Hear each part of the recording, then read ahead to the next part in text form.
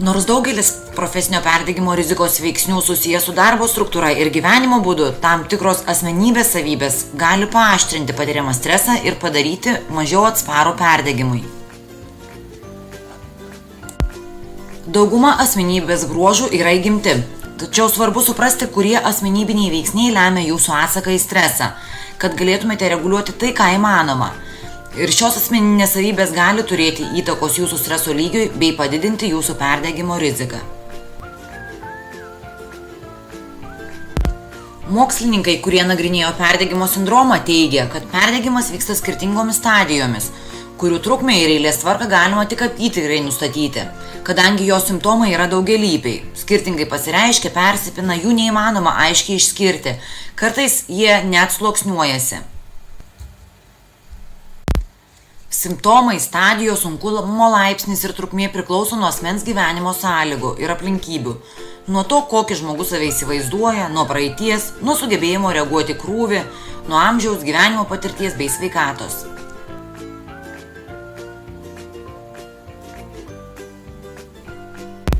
Ir nebūtų galima teigti, kad visi, kurių profesija reikalauja rūpintis kitais, anksčiau ar vėliau susirgs profesinio perdegimo sindromu. Tai lemia žmogaus asmeninės savybės. Sirgti labiau linkę nemokantieji planuoti savo darbo dienos, nenorintieji kelti kvalifikacijos, tie, kurie lieka pasyvūs, net ir esant sudėtingai situacijai. Paprastai tokie žmonės nemoka pasirūpinti savimi, bet kartais ir nenori to daryti, vengia kreiptis pagalbos į kolegas, bijo priimti atsakingus sprendimus.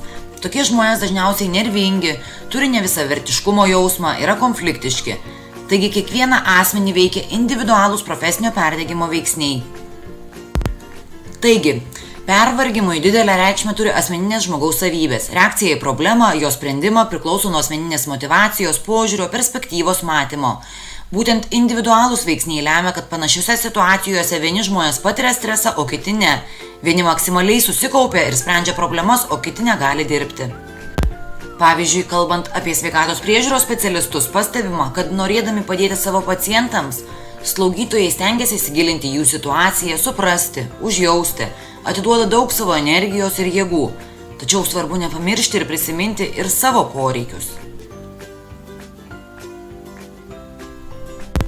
Iš tiesų, ignoruodami savo poreikius, netenkame galimybės pasisemti energijos, mažėja mūsų darbingumas, o tada jau nukenčia ir mūsų atliekamo darbo kokybė. Slaugytojams, kitiems socialinėje sferoje dirbantiems asmenims, o ir apskritai visiems, labai svarbu po darbo gerai pailsėti, skirti laiko sau, tačiau ne visi tam turime reikiamas sąlygas. Daugumai iš mūsų tenka rūpinti šeima, tėvais, dirbti kitame darbe, užsiimti visuomeninę veiklą. Todėl asmenys, kuriems stinga laiko ir paramos, kad galėtų atsigauti po fiziškai ir emociškai sunkaus darbo, palaipsniui gali susirgti profesinio perdegimo sindromu. Reikėtų atkreipti dėmesį į tai, kad asmeninės ir šeimyninės priežastys ne tik veikia kaip papildomi asmens stresogeniniai įvykiai, egzistuoja ir atvirkštinis procesas, kai darbas neigiamai veikia asmens vaidmenį ir šeimyninėme gyvenime. Ypač daug įtakos tam turi darbas pamainomis. Galima teigti, jog atsiranda namų darbo konfliktai, kad namų problemos atsinešamos į darbą, o darbo problemos sprendžiamos namuose. Esant tokiai situacijoje, atsiranda papildomų priežasčių perdegti.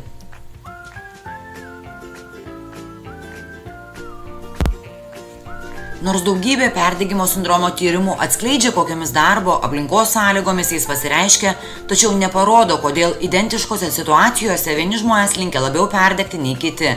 Individualūs perdegimo sindromo veiksniai apima demografinės asmens charakteristikas bei asmeninės savybes.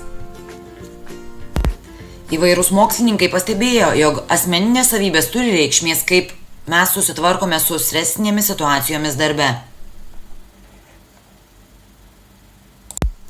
Perdegimo sindromo šaknis slypi žmogaus egzistencinėme poreikyje tikėti. Tikėti, jog gyvenimas yra prasmingas, viskas, ką darome, yra naudinga, reikšminga. Jei žmogaus gyvenimo reikšmingumas prilygsta darbo svarbai jo gyvenime, nesėkmės atveju tampa didelis pavojus perdegti. Egzistuoja požiūris, jog darbuotojams turintiems didelių ambicijų bei reikalavimų savo paprastai būdingas perdegimas. Pastebėta, jog žmonės, darboholikai, idealistai, siekiantis didelių tikslų ar linkę save kaltinti dėl įvairių nesėkmių bei prisimti įsipareigojimus darbe, yra kur kas labiau pažeidžiami. Panašiai kaip ir darbuotojai, kurie turi idealizuotą darbo vaizdą, tikėtina, jog jie gali patirti realybės šoką ir greičiausiai profesinį perdegimą. Taigi prisiminkime ir dar kartą apžvelkime pagrindinius individualius profesinio perdegimo rizikos veiksnius.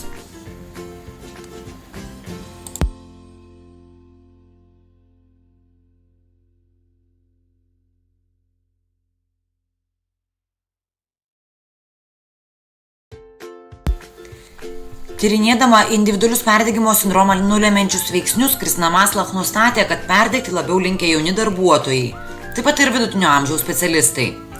Jaunų žmonių polinkis perdegti susijęs su neatitikimu tarp lūkesčių ir darbo realybės bei patiriamų emocinių stresų atėjus dirbti. Tuo tarpu vyresnio amžiaus žmonių perdegimui patyrimas susijęs su vidurio amžiaus krize. Vidurinėme amžiuje labai svarbi yra kūryba ir pasitenkinimas darbu, todėl žmonės, matydami, kad jų darbas neturi prasmės, patiria bejėgiškumo ir beviltiškumo jausmus.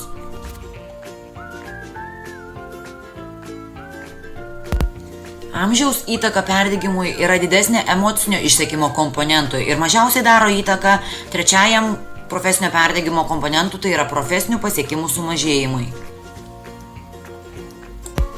Tam tikri tyrimų duomenys atskleidžia, kad aukštesnio išsilavinimo žmonės dažniau patiria profesinį perdegimą. To priežastimi gali būti aukštesni lūkesčiai darbo atžvilgiu, tačiau tai liečia tik depersonalizacijos faktorių.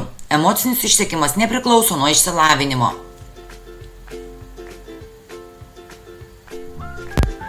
Tačiau turintis aukštesnį išsilavinimą žmonės kur kas rečiau patiria profesinių pasiekimų sumažėjimą, tai yra trečiąjį profesinio perdegimo komponentą, tai yra jie dažniau savo darbe jaučiasi efektyvūs. Ir nors dauguma tyrimų neatskleidžia ryšių tarp šeimyninės padėties ir rizikos perdegti, keletose tyrimų buvo pastebėta, kad perdegimas labiau būdingas išsiskyrusioms ar vienišoms moterims, lyginant su gyvenančiomis santuokoje.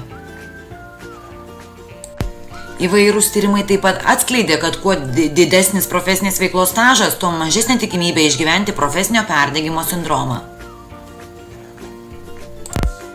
Dauguma mokslininkų pripažįsta, jog perdegimo sindromas gresia ir tiems, kurie taip pasinėria į darbą, kad asmeninis gyvenimas tampa nebesvarbus. Jie nori idealiai viską padaryti, mano, kad niekas to nesugebės geriau negu jie. Tokiems žmonėms itin svarbi kolegų nuomonė, jų įvertinimas. Tokie asmenys teigiamų emocijų randa tik dirbdami savo darbą.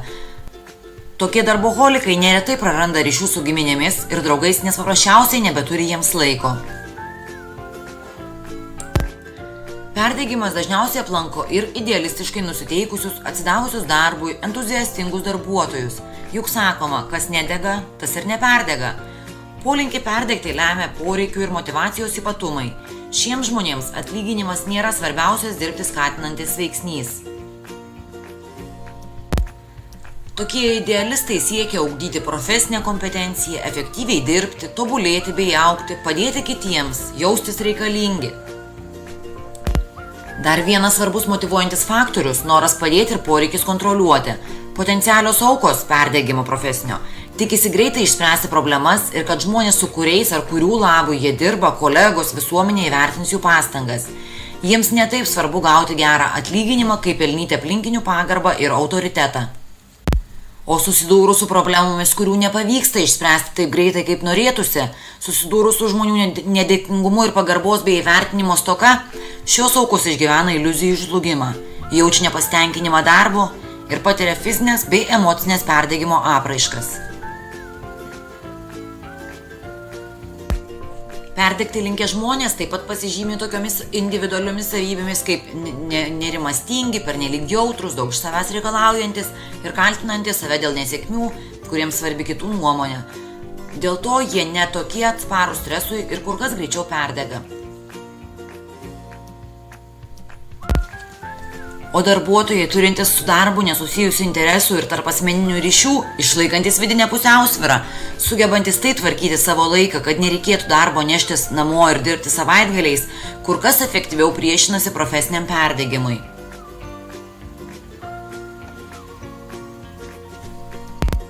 Nustatyta ir tai, kad perdegimo sindromas taip pat susijęs su mažesniu žmogaus ištvermingumu, atvirumo pokyčiams ir įvykiams kontrolės prasme. Profesinio perdegimo tyrėjų atlikti tyrimai atskleidžia, jog žemesnė asmens savigarba susijusi su 3 perdegimo sindromo dimensijomis. Savivertės faktorius neigiamai susijęs su perdegimu. Aukštai save vertinantys žmonės kur kas rečiau perdega. Mokslininkai taip pat pastebėjo, kad žema savivertė gali būti ir perdegimo pasekmė, ne tik priežastis. Perdegimas labiau būdingas asmenims, kurie turi išorinį kontrolės lokusą, tai yra kurie įvykius ar pasiekimus priskiria išoriniams įvykiams, kitiems asmenims ar atsitiktinumui. Pirmiausia, vidinės išorinės kontrolės ypatumai darbe susiję su darbe patiriamu stresu, o vėliau ir su perdegimu. Perdegę asmenys susidoroja su stresinėmis situacijomis pasyviu, gynybinės pozicijos būdu. Taigi, jei pasiduodate stresui ir įtampai, leidžiate jai save užvaldyti, jums gresia didesnė tikimybė perdegti. Ši savybė apibūdina žmogaus jaučiamo noro bendrauti su kitais laipsnį. Ekstravertai yra draugiški, užsispyrę ir socialūs. Tokie žmonės stengiasi paveikti, keisti ir valdyti objektus, stengiasi keisti kitus, bet tik ne save. O jei jam nepavyksta, tada labai lengvai supykstama, susierzinama, prarandamas tikėjimas vykdoma veikla. Kai sunku, didelio streso dvasinio sukrėtimo metu ekstravertas negali būti vienas. Tokiu atveju nusiraminimo jis ieško žmonių draugijoje, o jei šios paramos nėra, tai tik dar labiau didina perdegimo riziką. Taigi trumpai apžvelgėme pagrindinius veiksnius turinčius įtakos profesiniam perdegimui.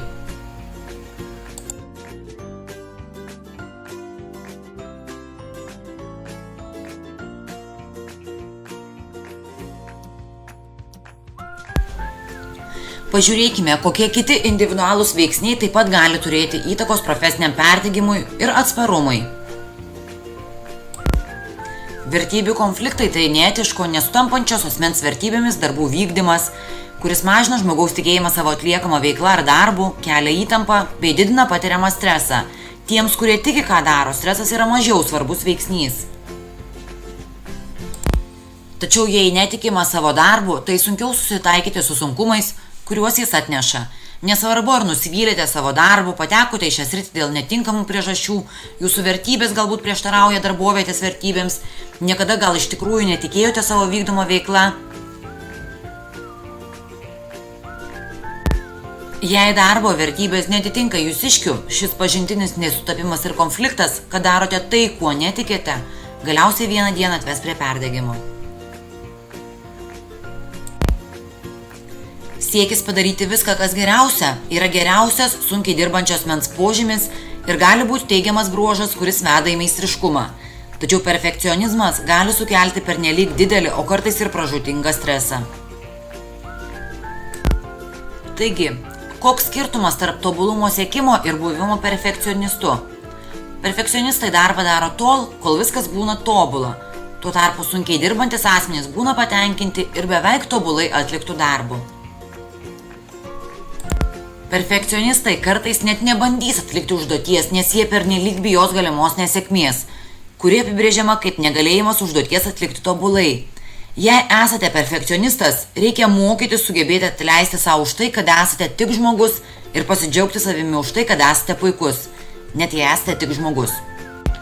Pesimistai linkę matyti pasaulį grėsmingiau nei optimistai. Jie kur kas daugiau nerimauja, kad viskas bus blogai, tikisi daugiau blogų, o ne gerų dalykų, mažiau tiki savimi.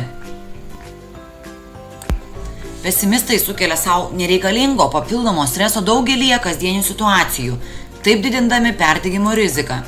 Laimiai, iki tam tikro lygio optimizmo galima išmokti. Nežinote, ar esate optimistas ar pesimistas? Tada atlikite testą, kurį rasite savarankiško darbo užduočių skiltyje. Esate orientuotas į detalės, o gal matote bendrą paveikslą? Ar esate linkęs į ekstraversiją? O gal jūs kur kas patogiau jaučiatės nuošalyje nuo žmonių minios? Kas jums labiau patinka? Struktūra, ar lankstumas.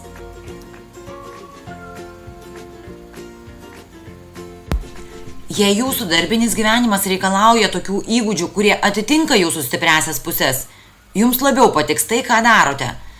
Tačiau jei jūsų asmenybė netitinka jūsų darbo aprašymo, daug dažniau patirsite stresą ir pateksite į padidintą perdegimo rizikos grupę. Nesate tikri, ar darbas atitinka jūsų gyvenimo būdą? Tada pabandykite atlikti plačiai paplitusi asmenybės tipo testą MBTI asmenybės tipo testas. Nepaisant kai kurių mokslininkų skeptikų kritikos, psichologinių tipų teorija paremtas MBTI testas išlieka labiausiai pripažintas, ištyrinėtas ir pats populiariausias asmenybės vertinimo metodas visame pasaulyje. MBTI testas padeda nustatyti natūralius asmenybės prioritetus. Ypač pastaraisiais dešimtmečiais jis plačiai naudojamas grupių dinamikos, darbuotojų mokymo, lideravimo mokymo, santuokos konsultavimo ir asmeninio ugdymo srityse. Nuorodą į šį testą rasite savarankiško darbo užduočių skiltyje.